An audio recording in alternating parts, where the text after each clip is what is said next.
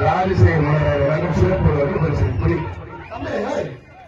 முடித்து கொண்டு அதுக்கப்புறம் வந்தரக்கூடு ராஜசேகர் தலைவர் செங்குருத்தி தலைவர் ராஜசேகர் மலர் வழங்கும் ரொக்க பரிசு புடி எல்லாத்தையும் வந்துருங்க விழா கமிட்டி சார்பா நம்ம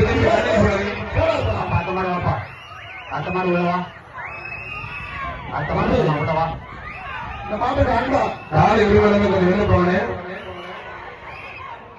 அதாவது மாவட்ட எனக்கு நீங்க கிராம தம்பி தம்பி கூட்டிடுவாங்க